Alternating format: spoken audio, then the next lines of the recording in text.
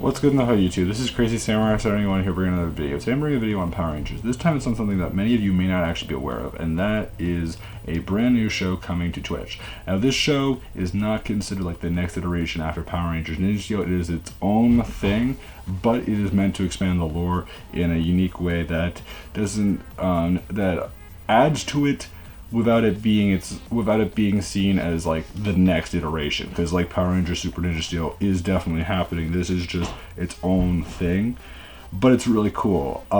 This show aired yesterday, the first episode, and I was gonna do a video to promote it, but I never got the chance to because I've been really busy this week, and every single time I wanted to do something about it, it just never worked out. The other thing is that I really just didn't know whether or not I wanted to actually commit to doing a whole series of reviews on it, because I wasn't sure if it was something that I was actually going to like, and I was actually really worried that I wasn't going to like it at all. But after watching the first episode yesterday, I realized right away I love it. It's really good. The thing that really made me curious though was the fact that the show is a 3-hour show for each episode, which is long, of course, but it was really good.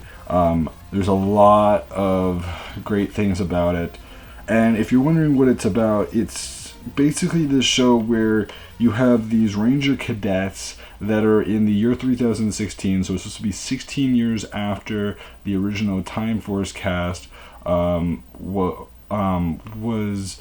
around. So like, you know, in Power Rangers Time Force, they were in the year 3000, so this is 16 years later, and their instructor is Jen Scott, the Pink Ranger, which Erin Cahill, the actress who plays Jen, actually did make a cameo appearance, and she's supposed to be making other appearances later on throughout the show, which is very cool. And the first episode aired yesterday, as I said before. It is going to go up on YouTube, so if you're wondering, oh, can I watch this? Yeah, can I watch this if I haven't seen it? Yes, you definitely can. It will also show up on HyperRPG's website, I believe it is, or something like that, so you can find it there too. As far as things go, again, very much like a Dungeons and Dragons like kind of game. So as far as how this works, basically it's like you'll have a game master who the game master basically, you know, sets the scene. She's played by Malika, like the person that's playing her is Malika Lim, and the idea is that she basically gives you a sense of what's going on, what's happening in each of the different scenes in the show, who they're confronting. Maybe she's playing some minor character that isn't like huge, but she'll kind of, you know, create a certain feeling and atmosphere to the show. And like, the idea is that when the Rangers want to do like a big move or something like that, they have to roll dice just to do that, and based on what they get, it could mean that could lead to them having more powerful attacks, or it could be that they have to compete against her playing as one of the side characters, or maybe a main character, and like if she beats them, then maybe they get injured, versus if they beat her, then maybe they get more energy, which means that they can do more things or something like that. It's a whole thing, and if you watch the show, you'll definitely get better understand what I'm talking about. But as a whole, it's really cool. So as far as what the designs look for the characters, they're pretty interesting. I have an image up of them, and as you can see, there are 5 characters, and we also have the helmets. The actual suits are meant to be based off of Greek mythology. If you're wondering, when you see like Iapetus and like Oceanus and Hyperion and Coeus and Creus, that's based off of Greek mythology. So that's supposed to be based off of actually the Titans, and the Rangers each have Zords. So for example, like the Red Ranger has the Lion Zord, the Blue Ranger has the Serpent Zord, the Pink Ranger has the Phoenix Zord, the Black Ranger has Cerberus, which is like, you know, 3-headed dog, and then the Yellow Ranger has a ram, which is interesting.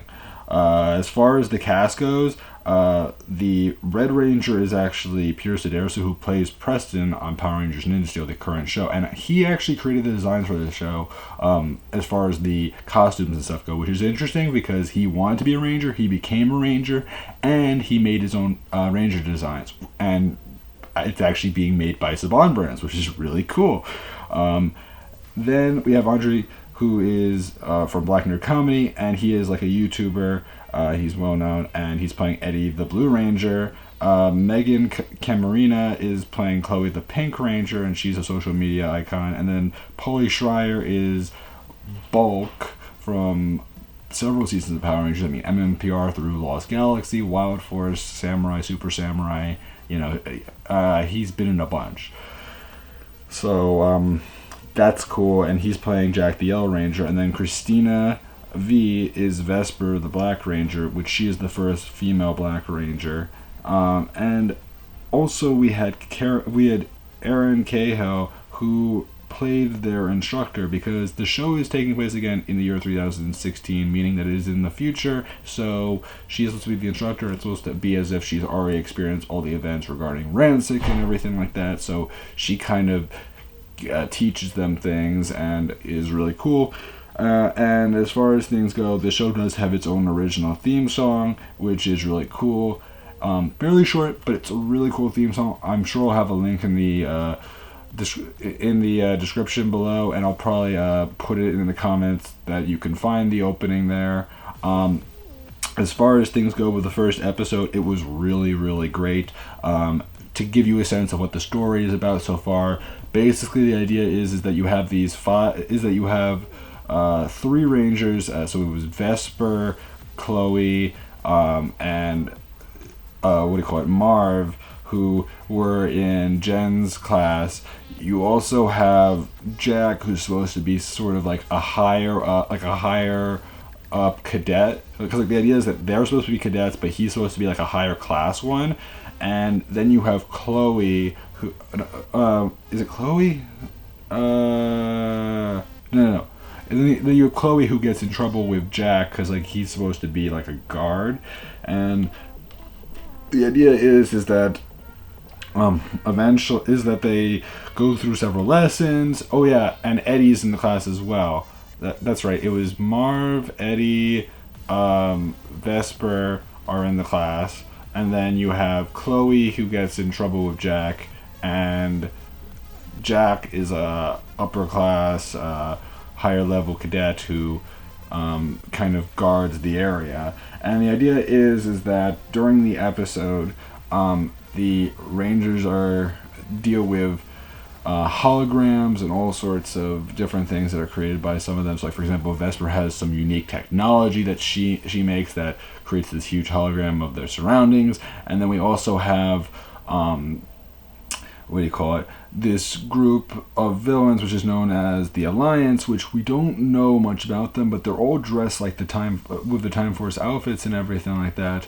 And the idea is that the Rangers have to travel through the school trying to get to the hangar base where they need to get to, where they think that they'll find who's in charge of the Alliance. And there's a whole bunch of scenarios where they have to confront different people who are in their class that are also scared or involved with it, and some of them are part of the Alliance and some of them aren't, and they all want to do things for evil because evil is their goal. And eventually they end up getting all sorts of weapons like V weapons and their chrono blasters, and over time they end up building this connection and becoming a team and really showing that they care about each other, and there's a sense of unity between them all. And you also have Jen on the other hand, who's dealing with them as well, but she's a trained officer, so she knows how to do stuff, and she's very experienced with the weapons and technology as opposed to everyone else. And again, to several situations where they have to like come up with clever ways to get past Alliance members, whether it be like pretending to be them or doing a really cool attack. And leads into a really cool thing where eventually they do end up finding the Alliance leader, but he's like cloaked and they don't really know who he is. And like he ends up fighting Jen, who she ends up getting injured eventually, and then she ends up sending them into the past to the year 1994, which is the year that the second season of Mighty Morphin was airing, and they're going to Angel Grove, which is interesting. So that's really cool. They also along the way have a companion who will help them in their ship, and he is an android, and the character is Alpha 55, so it's supposed to be like a futuristic Alpha 5, I guess. And they also end up getting morphers at the very end of the episode, which is very cool. The morphers are original morphers, so like there's nothing, so in other words, they had to make these because these were not anything that ever existed in the show before. And overall, it was really good. I mean, each character had a unique personality.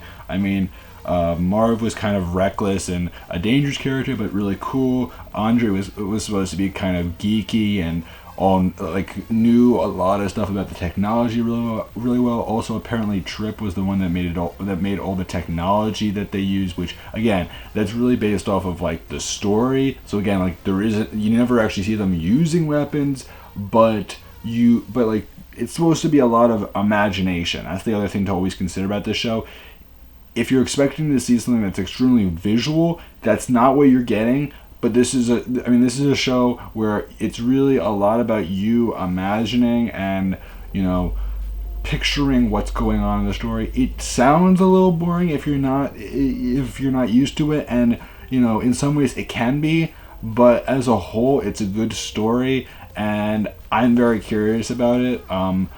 As far as things go, they end up doing that, and they don't get to morph in this episode, but they finally get their morphers at least. As far as things go for the next episode, it is airing on Halloween, which is interesting, and it will be around the same time. The show is supposed to have other Rangers cameo, so maybe next week when they release the second episode, they'll have someone from Mighty Morphin Season 2, so maybe it could be someone like Steve Cardenas or Karen Ashley or I don't know. I mean, maybe at some point they'll have JDF which is Jason David Frank, the Green Ranger, and Steve Cardenas is Rocky the Red Ranger from the second season, or and Karen Ashley is Aisha the Yellow Ranger, or Johnny Young Bosch, who was Adam the Black Ranger. They could have one of these actors show up in the show and maybe have some sort of interaction go on there, or maybe they'll have a situation where Jack will meet Bulk, and like he'll have to play both himself as Jack and then play Bulk. I mean, you never know because they're going back that far in time. Again, this is really interesting, and it will be really cool because the whole entire idea is that this is supposed to celebrate the 25 years of the franchise. So yeah, they could get some really interesting actors for several of these episodes, where like we get to see some of the actors that haven't been seen in years, or they do an original story where they have to play as their character from that show, and that could be cool too. Again, I don't know much about how many actors they're planning to have cameo. All I know for a fact is that Erin Kay, who played Jen, the Pink Ranger from Time Force, is definitely planned to make a good number of appearances throughout the show. So she is one of the few that will definitely be consistently shown. As far as who is the Alliance leader, it's still unclear. I'm sure that will be clarified eventually. But again, 25 episodes, so definitely going to take some time before we get through it all. And as far as when we get to see who is the villain, I'm sure that will be revealed in time. I'd love to know your guys' opinions, though. Are you guys interested in watching this if you haven't already? And will you watch it online? And also, if you're wondering where you can find it, you have to go to twitch.com and search up Hyper RPG when the new episodes air, which again they air every Tuesday, so keep an eye out, and they air 6 p.m. Pacific time. If you're on the East Coast like I am, then it's 9 p.m., which means you're going to be staying up till about 12. Again, the episodes do show up on YouTube later in the week, so if you want to wait till then and have the ability to scroll through them rather than having to actually like sit there and watch every second of that, that's your choice. But to me, I personally didn't mind having to watch it, and I mean 3 hours, it's a lot, but you know, after a while, it's fine. It's no big deal. It shouldn't really be a problem. I love to hear your opinions, though. Please remember to like, comment, subscribe. Are you planning on watching this? Have you watched it? What do you think of the show? Who is your favorite Hyperforce Ranger so far? Please leave your comments below, and I'll see you guys in the next video. So until then, guys, I'm Crazy Sarah, everyone, and goodbye, guys.